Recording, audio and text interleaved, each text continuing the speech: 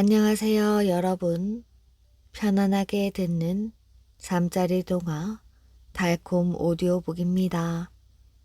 오늘도 이야기를 들으러 와주셔서 정말 감사합니다. 오늘도 재미있는 이야기 들으시면서 편안한 밤 되시길 바랍니다. 딸이 아들이 된 이야기. 신라 35대 경덕왕은 장차 왕위를 이을 왕자가 없어 석굴암 부처님께 기도를 드리고 있었답니다. 그리고 석굴암 주지인 표운 스님을 불러 왕자의 탄생을 축원해 달라고 부탁을 하였지요. 표운 스님은 신라의 10대 성인 중의 한 사람으로 부처님의 뜻을 들을 수 있는 신통한 능력을 가지고 있는 스님이었답니다. 다음 날 아침 표훈 스님은 불공을 들이며 축원을 하였지요. 우리 국왕께서 다음 위를 이을 왕자를 원하고 계시니 부처님께서 점지를 해주십시오. 이에 부처님은 연꽃 위에 앉은 채로 대답을 하였지요. 왕녀라면 얻을 수 있겠지만 왕자는 얻을 수 없느니라. 표훈 스님은 부처님의 말씀을 그대로 임금님에게 아뢰었습니다. 그러나 경덕왕은 애원하듯 청하였지요. 신라의 왕위를 이으려면 왕자라야 되니 스님께서 부처님께 간청하여 딸을 아들로 바꾸어 태어나게 해주십시오. 표은 스님은 할 수 없이 다시 경덕왕의 뜻을 부처님께 전하였지요. 우리 국왕께서는 왕자를 얻는 게 소원이라 하시니 나라를 위해서 왕자 한 분을 점지해 주시기 바랍니다. 부처님은 조용히 앉아 입을 다물고 계셨으나 은은하게 표운 스님의 귀에 들려오는 소리가 있었답니다. 꼭 그렇다면 딸을 아들로 바꿀 수는 있겠으나 그렇게 되면 나라에 해로운 일이 생길 것이야. 그래도 좋겠는가? 표운 스님은 그 사실을 임금께 아뢰면서 왕자를 단념하고 공주를 얻으라고 권하였답니다. 그러나 왕자를 간절히 바라고 있던 경덕왕은 뒤들이야 어떻게 되든 왕자를 낳아 왕위를 잇게 하는 것이 소원이라 하였지요. 이에 스님도 할 수 없어 임금의 뜻을 그대로 부처님께 축원을 드렸답니다. 그 후 경덕왕비 만월 부인에게는 태기가 있었고 달이 차서 예쁜 아들을 낳았답니다. 이 아이가 36대 해공왕이지요. 해공왕은 8살 때 아버지 경덕왕을 여의고 어린 나이에 왕위에 올랐답니다. 왕위에 오를 때까지 항상 비단 주머니를 즐겨 차고 소꿉놀이를 좋아하였으니 여자아이가 바뀌어 남자아이로 태어났기 때문이라 하였답니다. 어린 나이에 왕이 되어 나라를 다스릴 수가 없었으므로 어머니 만월 부인이 대신 임금의 할 일을 맡아보았지요. 그러는 동안 어린 임금을 얕보고 때때로 간신들이 반란을 일으켰답니다. 해공왕이 왕위에 오른 지 4년째인 768년에는 대공과 대렴의 반란이 있었고 그 뒤 김융이 반란을 일으켰답니다. 그리고 또 이찬 김은거가 반란을 일으켰으며 이찬 염상이 시중인 정문과 더불어 반란을 일으켰답니다. 그리고 해공왕이 왕위에 오른 지 16년째 되던 해 왕족인 김지정이 반란을 일으켜 군사를 이끌고 반월성에 들어와서 왕과 왕비를 죽였답니다. 이러한 일이 있은 후 사람들은 이 모두가 석굴암 부처님의 뜻을 어긴 것 때문이라 하였지요. 임금이 되는 꿈. 신라 원성대왕의 이름은 김경신으로 임금이 되기 전에는 차제란 벼슬에 있었답니다. 차제는 매우 높은 벼슬이긴 하지만 그 위에는 수상에 해당하는 상제란 벼슬이 있었지요. 그때 상제에 있던 사람은 이찬 김주원이었답니다. 어느 날 김경신은 매우 이상한 꿈을 꾸게 되었답니다. 갑자기 그가 귀족이 쓰는 모자인 복두를 벗고 흰 갓을 쓴 채 12줄 가야금을 들고 천관사 우물 속으로 들어가는 꿈이었지요. 문득 꿈을 깬 김경신은 어쩐지 가슴이 설레 참을 수가 없었답니다. 그래서 그는 사람을 시켜 점쟁이에게 그 꿈풀이를 해보게 하였답니다. 그랬더니 점쟁이가 복두를 벗은 것은 벼슬을 잃을 징조요. 가야금을 든 것은 칼을 쓸 조짐이며 우물 속으로 들어간 것은 옥에 갇히게 될 징조라는 것이라고 하였답니다.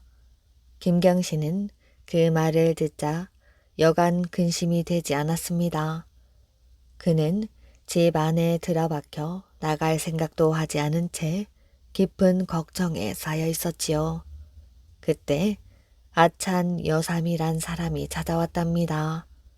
김경신은 누구도 만나기 싫어 그냥 돌려보내려고 하였으나 여삼이 한 번만 만나게 해달라면서 2번, 3번 졸랐답니다. 할 수 없이 집 안으로 들어오게 하자 여삼은 물끄러미 김경신을 쳐다보았답니다. 공은 도대체 무슨 근심으로 이렇듯 집 안에만 갇혀 계시오? 여삼의 물음에 김경신은 지난밤 꿈꾼 이야기를 들려주었답니다. 그러자 여삼은 자리에서 벌떡 일어나더니 그에게 넙죽 절을 올렸지요. 기뻐하소서. 세상에 이보다 더 좋은 꿈이 어디 있습니까? 김경신이 영문을 몰라 하자 여삼은 주위 사람들을 모두 물러가게 하였답니다. 그러고 난 뒤 꿈에 대한 풀이를 해주는 것이었지요.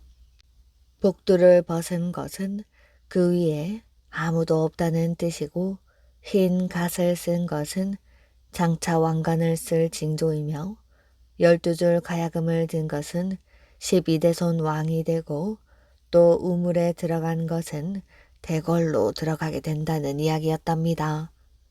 그러고 보니 김경신은 내물왕의 12대손이었지요.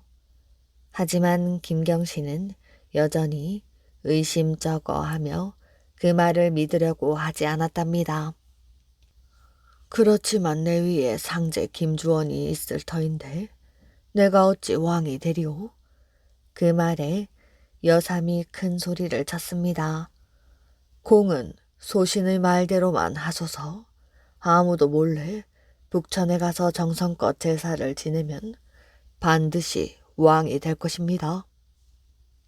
김경신은 여삼이 시킨 대로 북천에 가 그곳을 다스리는 신께 제사를 올렸답니다.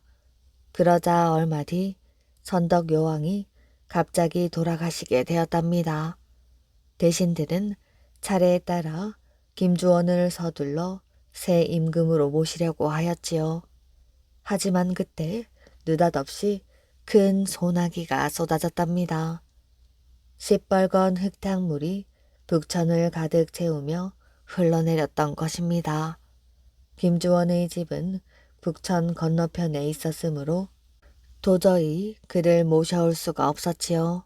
그때를 틈타 김경신이 먼저 대궐로 들어갔답니다. 대신들은 하필 그때 소나기가 쏟아진 것을 하늘이 그를 왕으로 모시라는 계시로 받아들였지요. 그래서 김경신을 왕으로 받아들였답니다.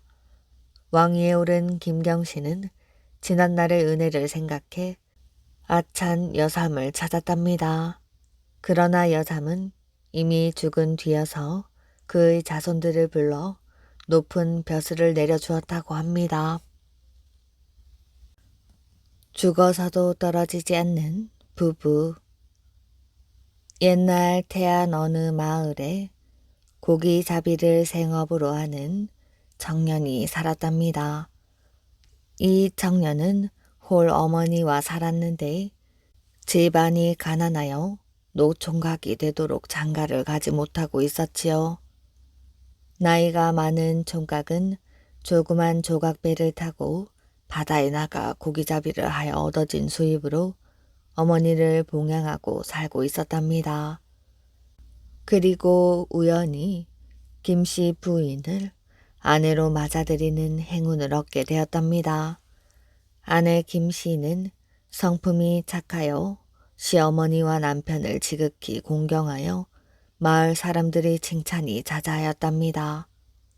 남편도 아내의 내조 때문인지 전보다 더 많은 고기를 잡아오곤 하였지요. 저 사람은 늦장가를 가더니 천사를 색시로 데려왔구만. 동네 사람들은 입을 모아 이렇게 말들을 하였답니다. 그는 이런 소리를 들을 때마다 아내가 한없이 고마웠지요.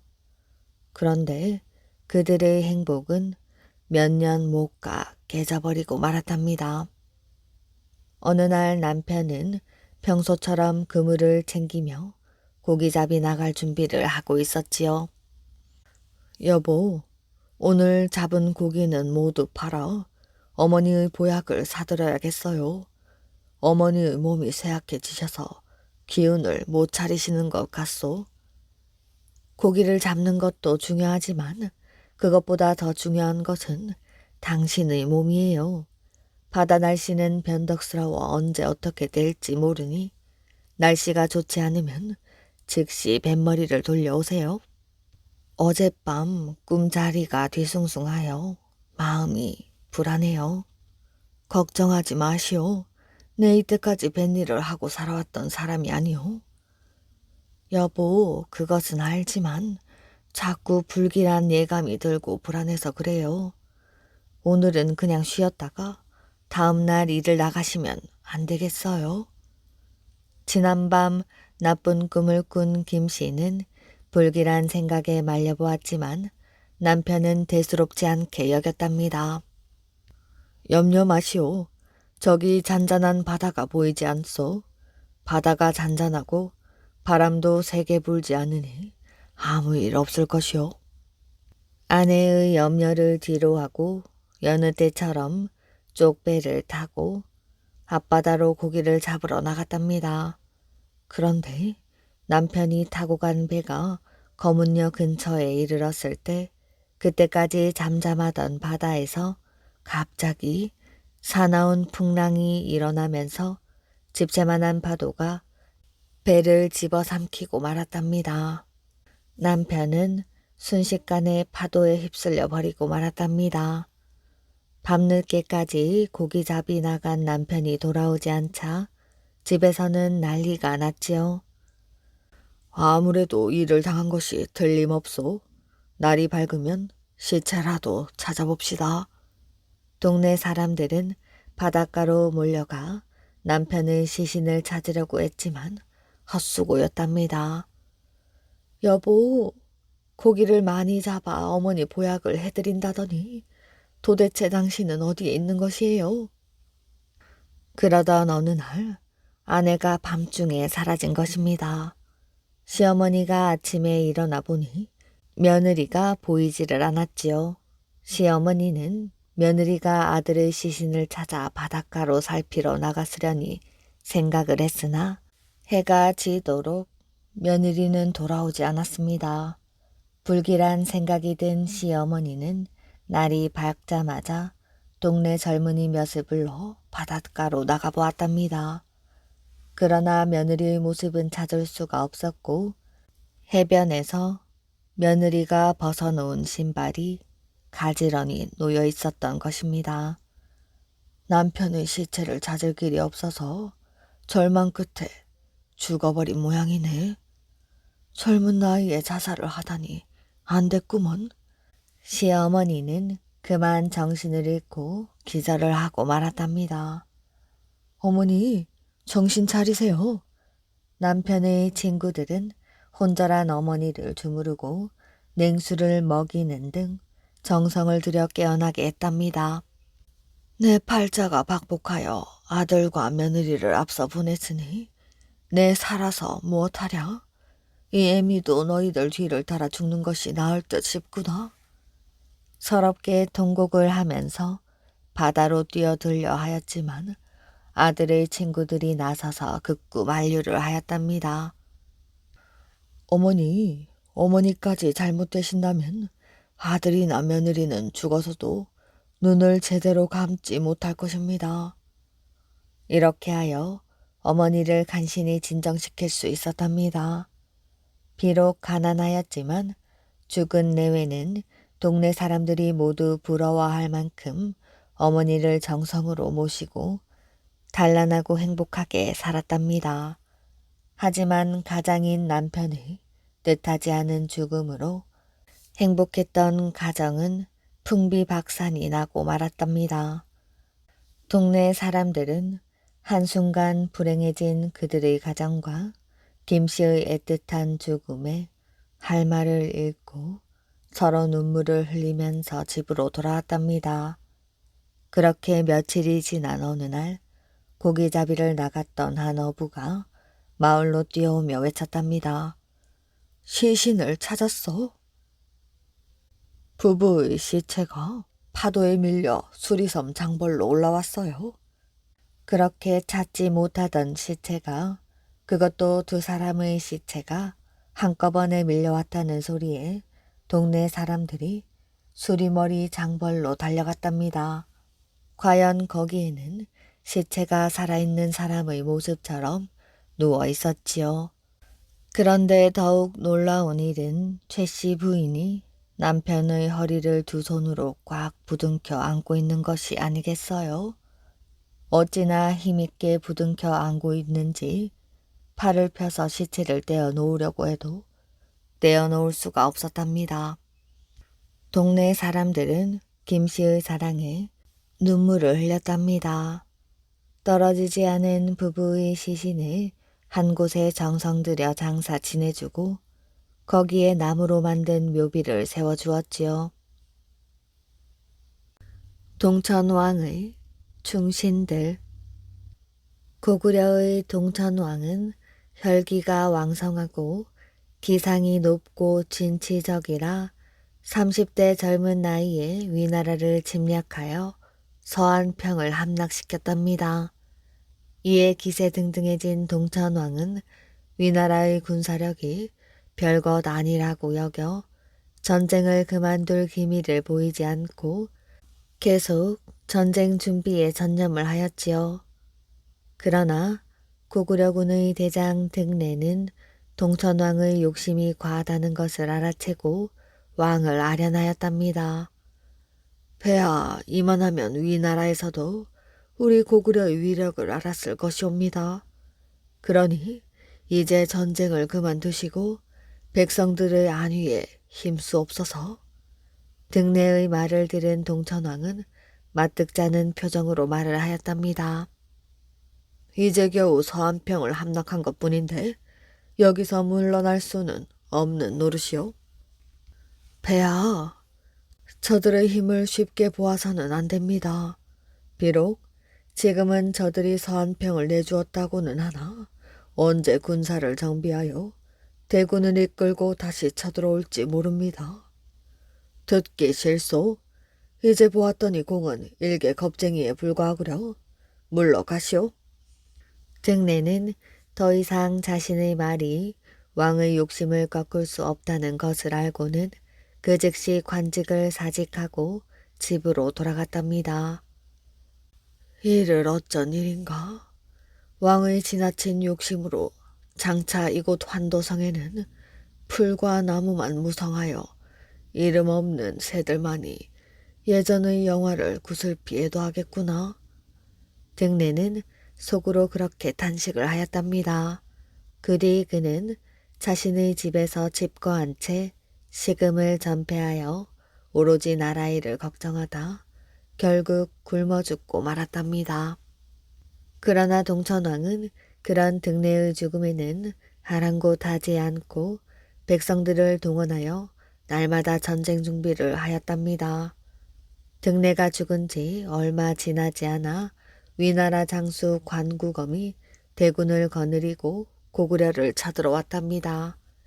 동천왕은 친히 군사 2만 명을 이끌고 관구검과 대적하러 나갔답니다.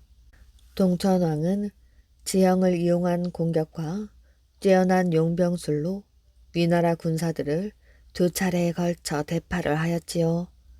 동천왕은 위나라 장수 관구검도 별것 아니라는 자만심과 2차례의 승리감에 도취되어 3번째 싸움에서는 앞섰었던 지형을 이용한 공격이나 용병수를 쓰지 않고 전공법을 써서 공격해 들어갔답니다. 그러나 결과는 고구려의 대패였지요. 위나라 장수 관구검은 2차례나 패전당한 모멸감을 일시에 씻으려는 듯 파죽지세로 몰려왔고 이미 기울어진 전세를 파악한 고구려군은 동분서주하며 달아나기에 바빴답니다. 동천왕은 도성인 환도성을 버리고 압록강 남쪽으로 달아났지요. 위나라 장수는 군사를 풀어 동천왕을 뒤쫓았답니다. 위나라군의 맹렬한 추격을 받으며 쫓기던 동천왕은 점차 지쳐갔지요. 그때 동천왕을 따르던 장수 미루가 앞에 나서 왕에게 아뢰었답니다. 폐하, 이대로는 적군에게 잡힐 것이 분명하옵니다. 그러니 제가 결사대를 만들어 적들과 교전을 벌일 터이니 그 사이 어서 몸을 피하십시오. 동천왕은 다른 방도가 없었기에 미루의 말을 따를 수밖에 없었답니다. 미루는 곧 결사대를 조직하여 말을 돌려 쫓아오는 위나라군을 향해 돌진해 나갔답니다. 미루를 비롯한 결사대는 동천왕이 안전한 곳으로 피할 때까지 있는 힘을 다해 위나라 군사를 맞아 혈투를 벌였으나 결과는 불을 보듯 뻔하였지요. 결사대의 목숨을 건 항전으로 안전한 곳으로 피신한 동천왕은 미루를 생각하여 그를 그대로 죽게 할 수는 없는 노릇이라고 여겼답니다. 이에 장수 유옥구가 자차하고 나서 미루를 구해왔는데 등에 업혀온 미루는 비투성이가 되어 거의 죽음 직전에 이른 처참한 모습이었답니다. 동천왕은 친히 미루의 손을 잡고 눈물을 글썽이며 노고를 치하하였지요. 다행히 미루는 치명상을 입은 것은 아니어서 목숨은 건질 수가 있었답니다. 위나라 군에게 쫓겨 동천왕은 다시 남옥저까지 내려갔지만 더는 갈 곳이 없었답니다. 동천왕은 등내의 말을 떠올리며 자신의 부주의함을 탓했지만 돌이킬 수 없었지요. 그렇게 동천왕이 고심하고 있을 때 장수 유유가 왕을 찾아와 말을 했답니다. 폐하, 제게 한 가지 계책이 있사옵니다. 계책이라는 말에 동천왕은 귀가 번쩍 트이는 것 같았답니다. 계책이라니 어서 말해보. 유유는 침착한 어조로 차분하게 자신의 계책을 이야기하였답니다. 다름이 아니라 내일 날이 밝으면 소장이 적장을 찾아가 폐하께서 항복하시겠다고 거짓말을 하겠습니다. 그리고 음식을 마련하여 항복의 뜻으로 폐하께서 친히 보내셨다고 적장에게 전할 것이옵니다. 저는 그 음식 속에 단도를 숨겨두었다가 적장이 방심한 틈을 타 그의 목을 치겠습니다. 그러면 일대의 혼란이 일어날 것이니 그때를 놓치지 말고 적을 치소서. 유유의 계책을 들은 동천왕은 기쁘면서도 기뻐할 수가 없었지요. 유유의 계책대로 만사가 이루어진다고 해도 적지에서 적장의 목을 벤 유유의 목숨 또한 살아남기가 어려울 것이기 때문입니다. 폐하, 소장의 죽음을 심려치 마옵소서. 오로지 옥체를 보존하시어 이 나라의 장래를 기약하시옵소서. 소장은 그것 외에는 아무 바람이 없사옵니다. 그리하여 다음날 유유는 단도를 숨긴 음식을 마련하여 위나라 장수를 만났답니다. 우리 대왕께서 기국게 항복하시겠다고 하오니 부디 너그럽게 받아들여 주시기 바랍니다. 위나라 장수는 크게 기뻐하며 유유를 자신의 군막으로 맞아들였답니다. 위나라 장수와 마주 앉은 유유는 들고 온 음식을 내놓으며 말하였지요. 이 음식은 우리 대왕께서 장군께 보내는 선물이오니 부디 맛있게 드시기를 바랍니다. 위나라 장수가 항복을 받아들이며 유유가 가져온 기름진 음식을 받으려 할 때였지요. 유유는 순식간에 음식에 숨겨든 단도를 꺼내 적장의 목을 베었답니다. 유유가 적장의 목을 베었다는 소식은 삽시간에 고구려군 진영에도 퍼졌고 이어서 유유가 죽었다는 비보도 전해졌답니다. 동천왕은 고구려군을 선두에서 지휘하며 고군분투한 끝에 가까스로 위나라 군사들을 무찌를 수가 있었지요. 그러나 환도성으로 돌아가기에는 남아있는 군사의 수가 너무 적어 동천왕은 눈물을 삼키며 환도성을 버리고 돌아갈 수밖에 없었답니다. 등내의 예언대로 결국 고구려 환도성에는 풀과 나무만이 무성하게 자랐고 가끔 이름 모를 새들만이 그 옛날의 영화를 그리워하듯 구슬프게 울 뿐이었답니다. 사또를 이긴 슬기로운 딸. 옛날 어느 마을에 재물 욕심이 많은 사또가 부임해 왔답니다. 사또는 첫날부터 아전들을 불러 백성들의 재산을 뺏을 궁리부터 하였지요. 여봐라, 이 고을에 나보다 더 부자가 몇이나 되는고? 예, 왕부자와 배부자, 그리고 강부자 모두 셋이옵니다. 백성이 고을 사또보다 재산이 많아서야 되겠느냐? 그자들이 재산이 많다 하여 거들먹거리며 사또의 명을 듣지 않는다면 내 어찌 이 고을을 잘 다스리겠느냐? 너희는 어서 그 세 사람의 재산을 조사하고 나보다 많은 재산은 모두 걷어오도록 하여라. 아전들은 부자들의 재산을 조사하기 시작하였고 부자들은 나중에 큰 화를 당할까 두려워 미리 많은 재산을 갖다 바쳤답니다. 그러나 강 부자만은 그 일이 부당하다면서 한 푼도 내질 않았지요. 사또는 노발대발하며 명을 내렸답니다. 아니, 그런 못된 놈이 있나? 기어이 제 재물을 믿고 사또의 명을 어겼다 이 말이지. 여봐라, 당장 그자를 잡아오도록 하여라. 강 부자가 붙들려 오자 사또는 트집을 잡기 시작하였답니다.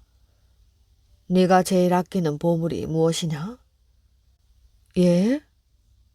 왜 말을 하지 못하는 것이야? 남의 것을 빼앗은 것이라 숨기려는 게야? 아닙니다. 제가 제일 아끼는 보물은 바로 하나밖에 없는 외동딸이옵니다. 그래? 그렇다면 너는 그 외동딸을 위해 남의 재산을 훔쳐 부자가 되었겠다. 사또는 계속 억지를 부리며 다그쳤답니다. 예? 사또, 아닙니다. 제 재산은 땀 흘려 일해 모은 것입니다. 아니, 그래도 거짓말을 하는 것이야. 네가 그렇게 재주가 많다면 어떤 문제라도 능히 풀 수 있으렸다. 네가 만약 내가 낸 문제를 푼다면 네 말을 믿을 것이야. 그러나 문제를 못 푼다면 그동안 네가 남의 재산을 훔친 것으로 알고 큰 벌을 내릴 것이다. 강 부자는 억울하고 기가 막혔지만 다른 도리가 없었답니다. 예, 그런 문제를 내십시오. 너는 지금부터 사흘 안에 낮도 밤도 아닌 날에 옷도 아닌 옷을 입고 말도 아닌 말을 타고 선물도 아닌 선물을 가져오너라. 그렇지 않으면 너는 도적죄를 면치 못할 것이고 네 딸도 내가 데려와 노비로 삼을 것이야. 아니, 세상에 그런 것이 어디 있단 말인가? 강 부자는 가슴이 철렁하였답니다. 잘못했다가는 재산은 물론 목숨보다 더 소중한 딸까지 뺏기게 될 지경이었지요. 차라리 이제라도 잘못했다고 빌고 재산을 내주면 별 탈이 없겠지만 그렇게 비굴하게 사는 것은 죽기보다 못한 것이지. 강 부자는 아무리 생각해봐도 문제를 풀 길이 없어 자리에 눕고 말았답니다. 그러자 그 사실을 알게 된 딸은 한참 생각하더니 웃으며 말을 했지요. 아버지, 걱정 마시고 일어나세요. 제게 좋은 수가 있습니다. 아니, 그게 정말이냐? 그래, 그게 무슨 수냐? 이 일은 제게 맡겨주시고 아버지는 구경이나 하세요. 사흘째 되는 날, 날이 저물어서야 강 부자는 사또를 찾아갔습니다. 사또, 제 딸도 함께 왔답니다. 옳거니 저놈이 문제를 풀지 못해 딸을 데려온 것이 틀림없구나. 사또는 속으로 기뻐했답니다. 그래, 내가 낸 문제는 푼 것이야? 예, 사또께서 분부하신 대로 다 해왔습니다. 강 부자가 신호를 하자 이상한 차림을 한 강 부자의 딸이 노새를 타고 들어와 말을 했답니다. 지금은 저녁이니 낮은 지나가고 밤은 오지 않았지요. 그러니 사또께서 분부하신 대로 낮도 아니고 밤도 아닌 날입니다. 그렇구나. 그럼 그 다음은? 보다시피 제 몸에 걸친 그물은 옷이 아닙니다. 하지만 몸을 가리려고 입었으니 옷은 옷이지요. 그러니 이것은 옷도 아닌 옷입니다. 그래. 그 다음은? 제가 타고 온 이 동물은 노새라고 하니 말이 아닙니다. 하지만 나귀와 암말 사이에 나왔으니 말은 말이지요. 그러니 이것은 말도 아닌 말입니다. 그렇다면 선물 아닌 선물은 어디 있느냐? 여기 있으니 받으시지요. 강부자의 외동딸은 품 속에서 참새를 꺼내놓았답니다. 그런데 사또가 받으려고 손을 내미니 참새가 날아가 버렸지요. 참새가 날아가 보이지 않으니 선물이 아니지요. 하지만 선물로 가져왔으니 선물은 선물이지요. 그러니 이것은 선물 아닌 선물입니다. 사또는 너무도 틀림없는 말에 더 억지를 부리지 못하고 입만 벌리고 있었답니다. 이제 문제를 풀고 억울한 누명을 벗었으니 이만 물러가겠습니다. 강 부자는 딸과 함께 돌아갔고 이 소문이 퍼지자 사또는 더 이상 백성의 재물을 빼앗지 못했다고 합니다.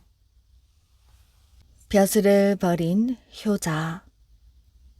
선응은 고려 고종 때 지금의 작동마을에서 태어나 어려서부터 효성이 지극하여 고을 사람들의 칭송이 자자하였답니다. 하나를 배우면 열을 깨우치는 총명함이 있었기에 약관의 나이에 과거에 급제를 하였으며 최고의 벼슬인 시중에까지도 올랐답니다. 그러나 아버지가 세상을 떠나고 홀로 남은 어머니의 목에 악성 종기가 나서 위급한 상태가 되었지요. 선응은 용하다는 의원을 불러왔답니다. 희복의 의원, 어머니께서 목에 종기가 나서서 자도가 없으시고 날이 가면 갈수록 악하면 되어가니 신묘한 약이 없겠는가? 대감마님, 잠시만 기다려 주십시오. 치료가 가능한지 아닌지 환부를 자세히 살펴본 연후에 말씀을 드리겠습니다. 의원은 선응의 어머니 환부에 두른 헝겊을 조심스럽게 풀어내었답니다. 눈살을 찌푸릴 정도로 살이 썩는 냄새가 진동을 하였지요. 예상했던 것보다 증세가 매우 심했던 것입니다. 대감마님, 마님의 증세를 살펴본 결과 일반 당약으로는 종기에 난 도끼를 빨아낼 수가 없을 것 같습니다. 마님의 목에 난 종기를 치유할 수 있는 약재는 다름 아닌 살아있는 청개구리입니다. 약재와 청개구리를 섞어 봐 환부에 붙여야만 종기가 나을 것입니다. 그러나 그때는 겨울이었던지라 어디에서도 산 청개구리를 구할 수가 없었답니다. 의원의 말을 들은 선응은 하늘이 무너지는 것 같았지요. 산 청개구리를 구하지 못하면 어머니는 이 겨울을 넘기지 못할 것이 분명하였답니다. 하루가 다르게 종기는 악화되어 어머니는 고개를 들지도 움직이지도 못하며 말도 못하게 되었지만 청개구리를 구할 수 없다는 것을 알고 있는 선응은 그저 눈물만 흘릴 뿐이었습니다. 이를 딱하게 여긴 의원은 선응에게 대감마님, 산 청개구리가 없어서 병을 고칠 수는 없으나 더 이상 악화되지 않도록 약재를 만들어 드리겠습니다. 이렇게 해서 의원은 약재를 구해서 집 앞마당에 있는 대추나무 아래서 약탕기를 화롯불에 올려 다리고 있었답니다. 그런데 갑자기 나뭇 가지가 휘청거리면서 무엇인가 약탕기 안으로 떨어지는 게 아니겠어요? 모든 정성을 다해 다리는 약탕기에 불결한 것이 떨어졌나 하고 황급히 살펴보았답니다. 그 순간 의원은 자신의 눈을 의심할 수밖에 없었지요. 자세히 살펴보니 그것은 바로 살아있는 청개구리였답니다. 대감마님, 대감마님.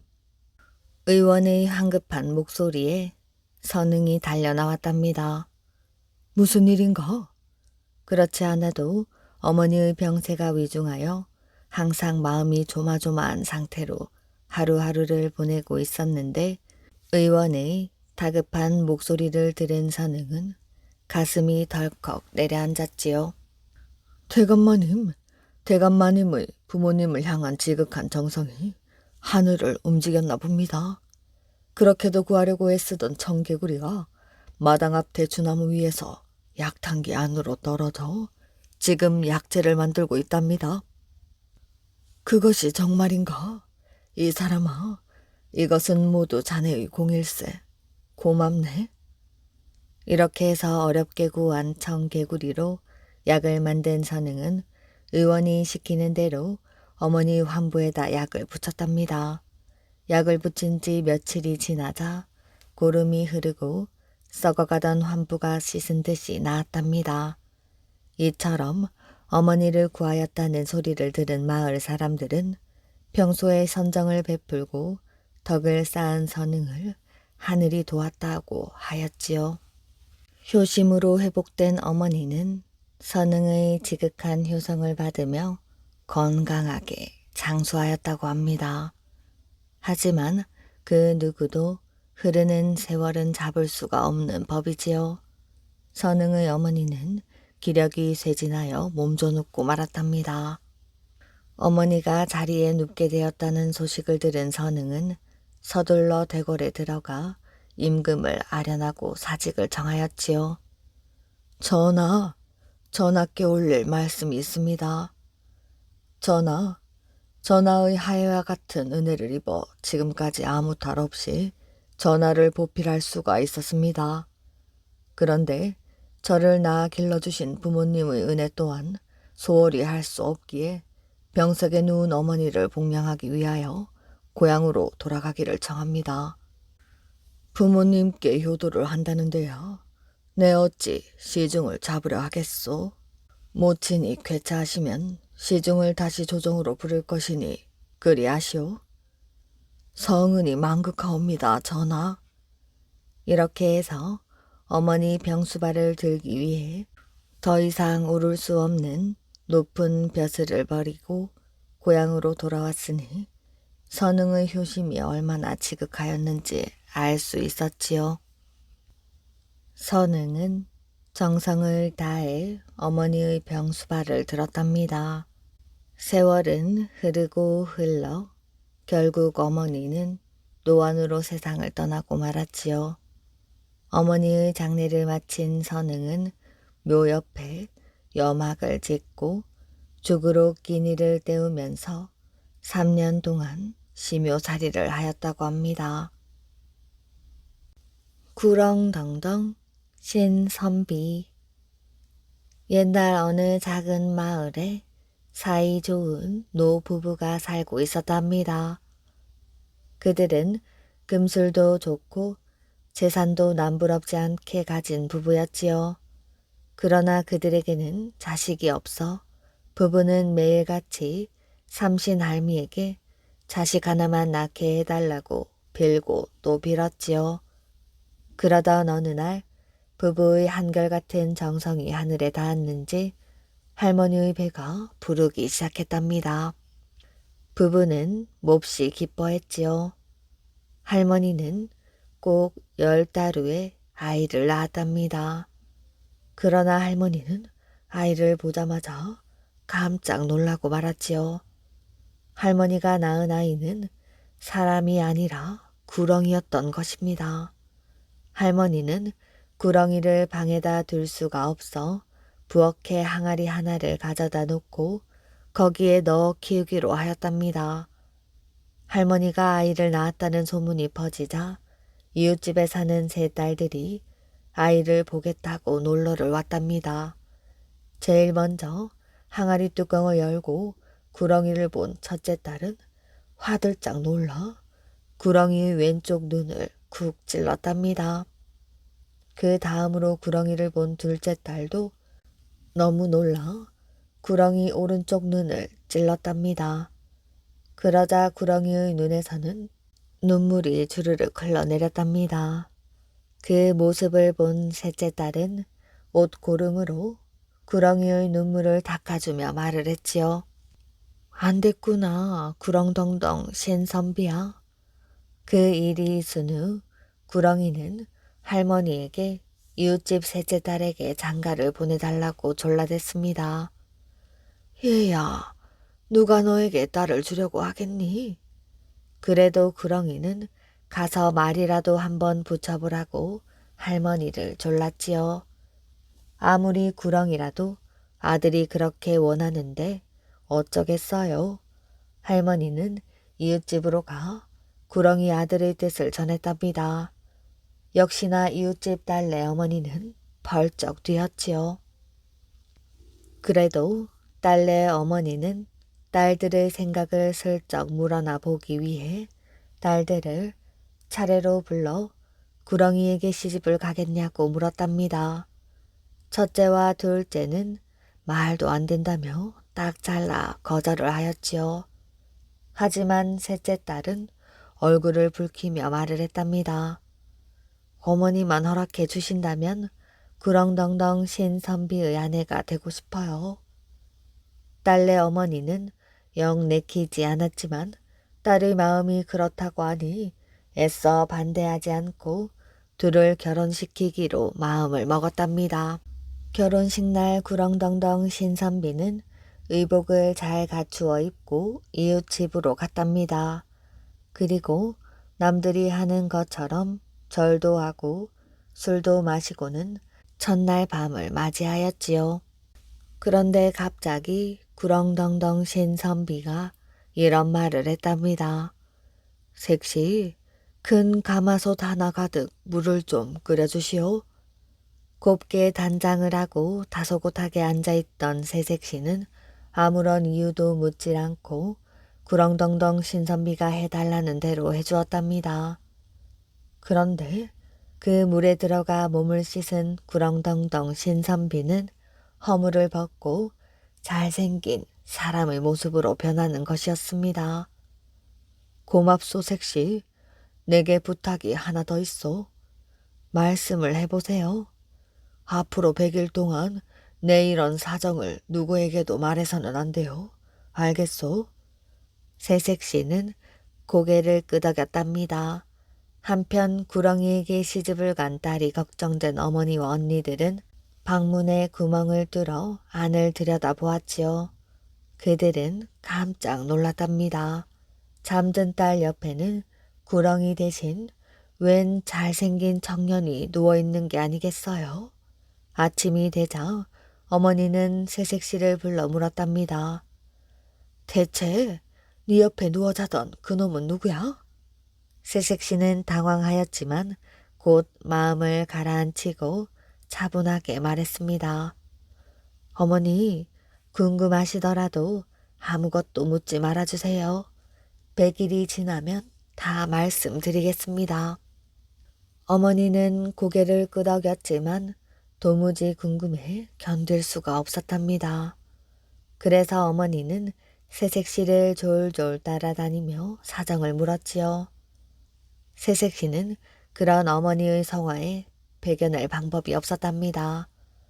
혹시 어머니에게 귀뜸하는 것을 구렁덩덩 신선비가 알게 될까봐 안 된다고 말을 하였지만 결국 새색시는 100일을 사흘 앞둔 날 어머니에게 모든 것을 털어놓았답니다. 구렁이를 사위로 맞았다고 슬퍼하던 어머니는 금세 신 바람이나 새색시의 두 언니들에게도 그 사실을 이야기하고 말았답니다. 언니들은 좋은 신랑감을 동생에게 빼앗겼다며 끙끙 앓아누웠지요. 한편 새색시가 약속을 지키지 않은 것을 안 구렁덩덩 신선비는 짐을 꾸리기 시작했답니다. 조금만 더 참아주었다면 좋았을 텐데. 새색시는 구렁덩덩 신선비가 떠나는 것을 보며 눈물만 뚝뚝 흘리고 있었지요. 색시, 나는 이 길로 과거를 보러 갈 것이요. 내가 돌아올 때까지 이것을 아무에게도 보이지 말고 잘 간직해 주시오. 만일 이게 없어지면 나는 돌아오지 못하게 될 것이오. 구렁덩덩 신선비는 자기의 허물을 새색시에게 건네주며 신신당부를 하였답니다. 걱정 마세요, 서방님. 부디 몸 조심하셔요. 구렁덩덩 신선비는 곧 길을 떠났지요. 새색시는 구렁덩덩 신선비의 허물을 옷장 깊숙이 숨겨두었답니다. 어느 날 동생을 질투한 두 언니들은 새색시를 찾아갔지요. 대낮에 문을 꼭꼭 닫아놓고 대체 무엇하는 것이야? 구렁이 허물을 꺼내놓고 남편 생각에 빠져있던 새색시는 언니의 목소리에 놀라 허둥지둥 허물을 감추었답니다. 그게 뭔데 그리 감추니? 아무것도 아니에요.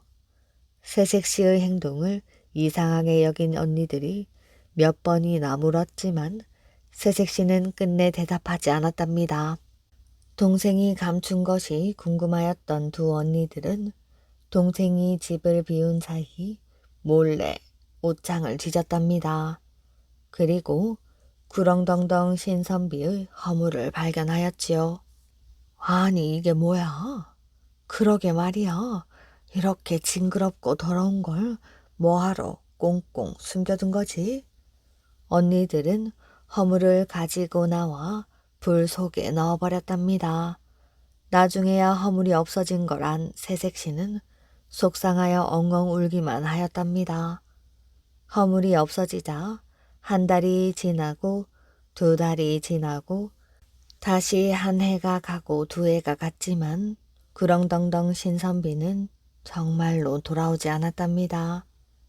기다리다 지친 새색시는 직접 신랑을 찾으려고 집을 나섰답니다.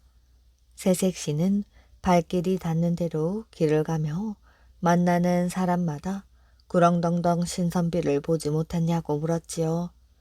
하지만 아무도 보았다는 사람이 없었답니다. 그렇게 하염없이 걷던 중 새색시는 우연히 칡뿌리를 캐먹는다고 끙끙거리는 멧돼지를 발견하였답니다. 새색시는 멧돼지에게도 남편을 보지 못했냐고 물었지요. 이 칡뿌리를 다 캐서 껍질을 벗기고 향내나게 다듬어주면 가르쳐주지. 새색시는 얼른 멧돼지가 해달라는 대로 해주었답니다. 저쪽으로 가다 보면 논이라는 사람을 만날 것이야. 그 사람에게 물어봐. 새색시는 길을 걷다가 논에서 쟁기질을 하는 노인을 발견하였답니다. 새색시는 노인에게도 물었지요. 그랬더니 노인도 넓은 논을 다 갈고 씨를 뿌려주면 가르쳐 준다고 하였지요. 새색시는 최선을 다하여 일을 하였답니다. 이 아래도 가다 보면 빨래하는 사람을 만날게요. 그 사람에게 물어보렴. 새색시는 걸음을 재촉하였답니다. 그렇게 한참을 가다 보니 웬 할머니가 개울가에 빨래를 산더미처럼 쌓아놓고 방망이로 두들겨 빨고 있었지요. 새색시는 할머니에게 또 물었답니다. 이번에도 할머니는 빨래를 다 해주면 가르쳐 주겠다고 하였지요. 새색시는 실은 내색도 없이 빨래를 해주었답니다.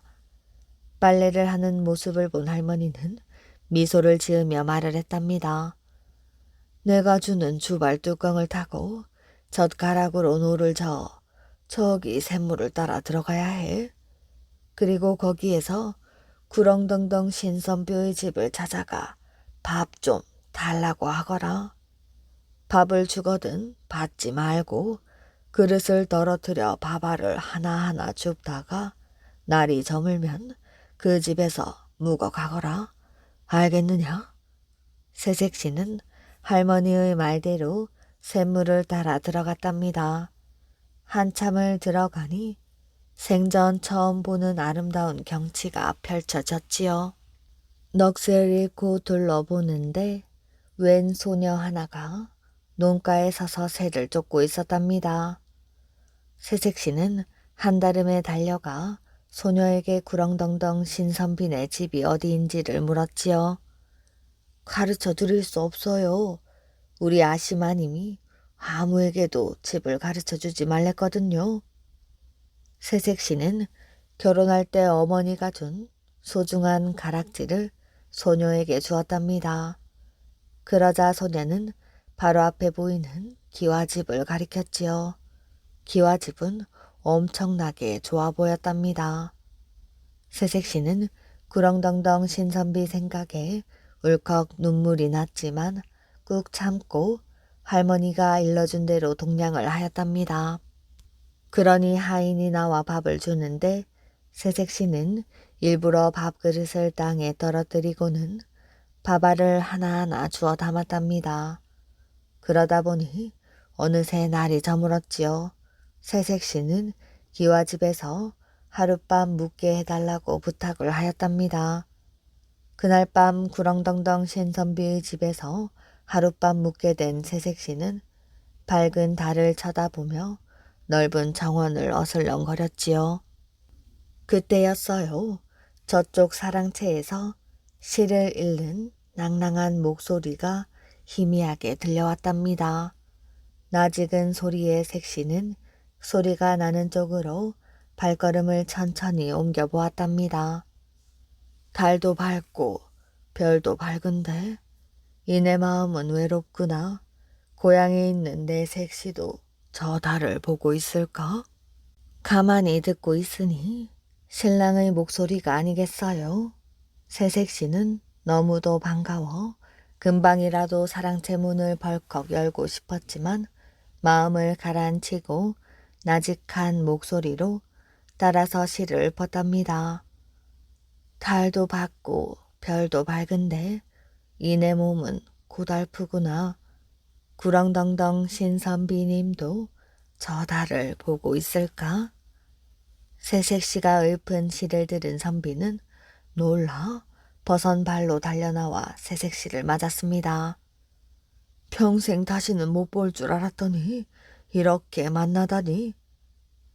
구렁덩덩 신선비는 새색시가 자기를 찾아 이렇게 먼 길을 찾아왔다는 것에 감동을 받았답니다.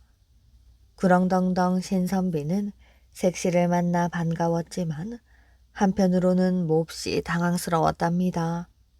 구렁덩덩 신선비는 벌써 다른 색시를 만나 함께 살고 있었기 때문이지요. 그래서 두 색시는 내기를 하기로 하였답니다. 내기를 해 이기는 사람이 구렁덩덩 신선비와 함께 살기로 한 것이지요. 첫 번째 내기는 참새떼가 앉은 나뭇가지를 꺾어오는 것이었답니다. 조심조심 얌전하게 나뭇가지를 꺾은 새색시가 함부로 나뭇가지를 꺾은 현재의 색시를 이겼답니다. 물동이를 이고 얼음판 위에 남학신을 신고 걸어가야 하는 두 번째 내기에서도 얌전한 새색시가 이겼답니다. 이제 마지막 내기만이 남았지요. 그러나 내일까지 무슨 수를 써서라도 호랑이 눈썹을 뽑아야 하는 내기에 대해서는 새색시도 어쩔 줄 몰라 했답니다. 걱정을 하며 이리저리 산속을 헤매던 새색시는 오막살이를 발견하고는 안으로 들어갔답니다. 방 안에서는 머리가 하얀 할머니가 배를 짜고 있었지요. 그런데 가까이 가서 보니 할머니 치마 밑으로 호랑이 꼬리가 삐죽 나와 있는 게 아니겠어요? 새색시는 죽을 각오로 사정 이야기를 하고 제발 자기를 도와달라고 애원을 하였답니다.